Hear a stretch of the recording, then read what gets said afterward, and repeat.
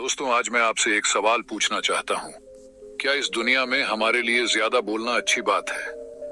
कहीं ना कहीं ज्यादातर लोग इसी वजह से ज्यादा बोलते हैं, क्योंकि वह दूसरों के सामने अपने आप को अच्छा दिखाना चाहते हैं, दूसरों के सामने खुद को साबित करना चाहते हैं। तो इस सवाल का जवाब हम एक कहानी के माध्यम से समझेंगे। एक समय की बात है जब एक आश्रम में बौद्ध गुरु और उनके शिष्य रहते थे। उन सभी बच्चों में एक बच्चा थोड़ा अलग था। आश्रम के सभी बच्चे जब दूसरे कामों में लगे होते थे तो वह बच्चा एक कोने में बैठकर चुपचाप अपने आप में खोया रहता था।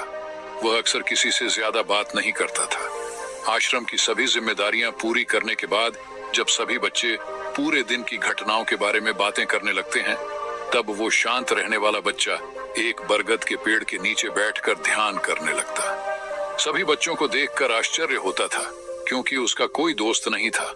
वह अक्सर आश्रम में अकेला ही घूमता रहता था। यह देखकर उसके गुरु को बड़ी खुशी होती थी। उसे लगता था कि कोई तो है आश्रम में जो मौन यानी कि चुप रहने की ताकत को समझना है, उसके महत्व को समझता है। आश्रम के बारे में जब भी कोई जरूरी निर्णय लेना होता था तो उसकी राय जरूर लिया करते थे। लेकिन यही बात गुरुजी के एक दूसरे शिष्य को बड़ी खटकती थी, क्योंकि वह गुरुजी का प्रिय शिष्य बनना चाहता था। इसीलिए वह गुरुजी के सामने दूसरे बच्चों के कामों में कुछ न कुछ कमियां निकालता रहता था, जिसकी वजह से गुरुजी उसे महान समझने लग जाए। अक्सर वो अपनी जिम्मेदारियां पूरी तरह से निभाने का दिखावा भी करता था, चाहे उससे कोई सलाह भी मांगे, लेकिन फिर भी वो उन्हें अपनी सलाह देता रहता था। वह बहुत ही बातूनी शिष्य था और आश्रम के दूसरे सभी बच्चों में बहुत प्रसिद्ध भी था, क्योंकि वह सबसे हंसी मजाक करता रहता था, उनसे दिन भर बातें करता रहता था। इसीलिए उसकी सबसे दोस्ती हो गई थी। लेकिन जब आश्रम के गुरु उसकी राय न लेकर दूसरे बच्चे की राय लेते थे तो ये बात उसे बड़ी खटकती थी। उसे यह लगता था कि वह उस दूसरे बच्चे से ज्यादा बुद्धिमान है। लेकिन गुरुजी फिर भी उस कम बोलने वाले शिष्य की तरफदारी करते हैं। ऐसा नहीं था कि गुरुजी को बातूनी शिष्य के स्वभाव के बारे में पता नहीं था, लेकिन गुरुजी उसे अपने तरीके से सीख देना चाहते थे, ताकि उसकी ज्यादा बोलने की आदत, दिखावा करने की आदत, दूसरों में कमियां निकालने की आदत हमेशा हमेशा के लिए खत्म हो जाए और वह मौन रहकर ध्यान की गहराइयों को समझे। असल में हर सच्चे गुरु की यही इच्छा होती है। वो किसी न किसी तरीके से उस बातूनी शिष्य को यह एहसास कराना चाहते थे कि चुप रहने से ही वह असीम सत्य को जान सकता है। उस विराट का एहसास चुप होकर ही किया जा सकता है। एक दिन गुरुजी को एक तरीका सूझा। उन्होंने आश्रम के सभी बच्चों को अपने पास बुलाया और कहा कि मैं तुम सभी को दो दो हिस्सों में बांटकर अलग अलग गांवों में भिक्षा मांगने के लिए भेज रहा, और जो भी दो बच्चे सबसे ज्यादा भिक्षा मांग कर लाएंगे, उन दोनों को आश्रम की सभी जिम्मेदारियां निभाने का मौका दिया जाएगा। अपनी बात को जारी रखते हुए गुरुजी ने बताया कि भिक्षा मांगने से हमारा अहंकार भी खत्म होता है। इसीलिए हर शिष्य पूरे मन से भिक्षा मांगे। कोई भी इस काम को सिर्फ दिखावा करने के लिए न करे, वरना वह अपने जीवन का बहुत बड़ा ज्ञान पाने का मौका खो देगा। आश्रम के गुरुजी ने जानबूझकर बातूनी शिष्य और चुप रहने वाले शिष्य की जोड़ी बना दिया। बातूनी शिष्य के मन में सिर्फ एक ही बात चल रही थी कि इस बार उसे मौका मिला है और इस बार वह गुरुजी को दिखा देगा कि वह चुप रहने वाले शिष्य से कितना ज्यादा बेहतर है। दोनों शिष्यों ने आपस में अपनी सहमति से निर्णय लिया कि दोनों गांव के अलग अलग जगह से भिक्षा मांगना शुरू करेंगे, ताकि भिक्षा मांगने का काम जल्दी खत्म किया जा सके। चुप रहने वाला शिष्य हर द्वार पर जाकर अपने हाथ जोड़कर अपना भिक्षा का पात्र उनके सामने कर देता।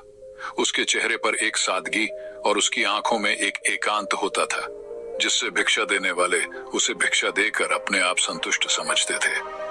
वहीं पर दूसरा बातूनी शिष्य हर द्वार पर जाकर उनको कुछ ना कुछ ज्ञान देने लगता था, जिसकी वजह से ज्यादातर लोग उसे बिना भिक्षा दिए ही लौटा देते थे। पूरे गांव में भिक्षा मांगकर जब दोनों गांव के बीच में मिले तो बातूनी शिष्य ने देखा कि चुप रहने वाले शिष्य के पास उससे 2 गुनी भिक्षा थी। ये देखकर उसे मन ही मन में बहुत ठेस पहुंचा। लेकिन जब वह दोनों भिक्षा का सामान लेकर आश्रम की तरफ जा रहे थे, तब बातूनी शिष्य को एक चालाकी सूझी। उसने चुप रहने वाले शिष्य से कहा कि हमें अपनी भिक्षा एक ही थैले में डाल लेना चाहिए। गुरुजी ने हम दोनों को एक साथ भिक्षा लाने के लिए कहा था। चुप रहने वाले शिष्य ने बिना कुछ बोले अपनी सारी भिक्षा उसके थैले में डाल दी। बातूनी शिष्य मन ही मन में बहुत खुश हो रहा था कि अब गुरु को यह पता नहीं चलेगा कि ज्यादा भिक्षा हम में से किसने मांगी है। उसे लग रहा था कि गुरुजी मुझे इससे ज्यादा बेहतर समझेंगे, इसीलिए उसने यह तरकीब लगाया। सभी शिष्यों के आने के बाद संध्या के समय जब सभी की भिक्षा तो ली गई, तो इन दोनों शिशु की भिक्षा सबसे ज्यादा निकली।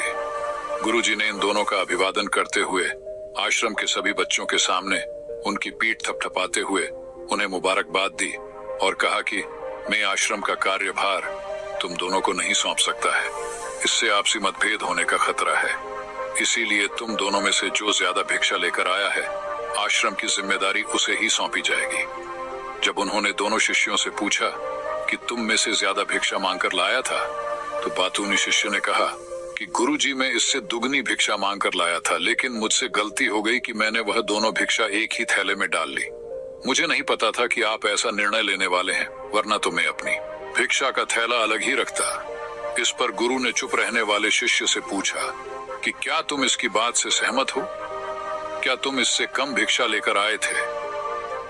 यह सुनकर चुप रहने वाले शिष्य ने कहा कि गुरुजी मेरे पास ऐसा कोई भी साधन नहीं है जिससे मैं यह साबित कर पाऊं कि मैं इससे ज्यादा भिक्षा लेकर आया था। असल में ये उल्टा बोल रहा है, दुगनी भिक्षा में लेकर आया था, ये मुझसे आधी भिक्षा लेकर आया था, और इसीलिए ही मुझसे भिक्षा एक थैले में डालने की बात कहा था। आश्रम से कुछ दूरी पर एक पहाड़ी थी जिसके पीछे सूरज अभी अभी संध्या के समय ढल रहा था। गुरुजी को तो पता था कि सच कौन बोल रहा है, लेकिन बाकी बच्चों के सामने सच साबित करने के लिए उन्होंने उन दोनों से एक सवाल पूछा कि पीछे पहाड़ी पर तुम्हें क्या दिखाई दे रहा है? यह सुनकर वह चालाक शिष्य झट से बोल पड़ा कि गुरुजी पहाड़ी के पीछे सूरज अपना रंग बिखेर रहा है, आसमान में लालिमा छाई हुई है, यह बहुत ही सुंदर दृश्य है। वह तो और भी बहुत कुछ कहना चाहता था, लेकिन गुरुजी ने उसे चुप करते हुए दूसरे शिष्य से जवाब जानने के लिए प्रयास किया। जब उसकी तरफ देखा तो उसकी आंखों में आंसू भरे हुए थे। श्रद्धा, भक्ति और प्रेम से उसकी आंखें भर आई थी। गुरुजी को उससे पूछने की जरूरत ही नहीं पड़ी। गुरुजी ने सभी बच्चों को संबोधित करते हुए कहा कि मैंने सवाल किया था कि पहाड़ी के पीछे तुम्हें क्या दिखाई दे रहा है। ज्यादातर लोगों को यही दिखाई देगा कि एक बहुत सुंदर दृश्य है, लेकिन मजे की बात यह है कि सुंदरता बोलकर ही नहीं बताई जा सकती, उसे महसूस भी किया जा सकता है, और सामने वाला सुंदरता को आपकी आंखों में देख पाता है।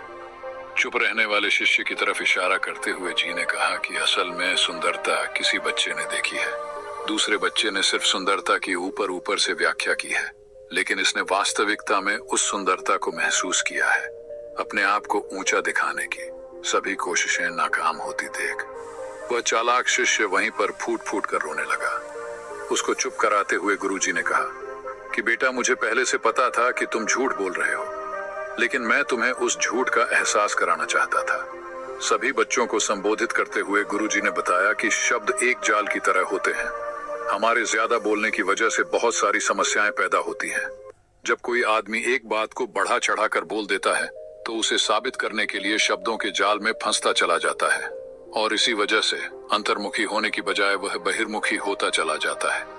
वहीं पर जिस भी व्यक्ति को अपनी अंतर यात्रा करनी होती है, अपने आप को पहचाना चाहता है, उसे सबसे पहले चुप रहना सीखना होता है। जरूरत से ज्यादा बोलना या फिर हर वक्त बोलते ही रहना, यह सब हमारी अंतर यात्रा में बाधा बन जाती है। जब आप चुप रहने का अभ्यास करते हैं तो आप अपने साथ वक्त बिताने लगते हैं, जिससे कि आप अपने एकांत को जान पाते हैं।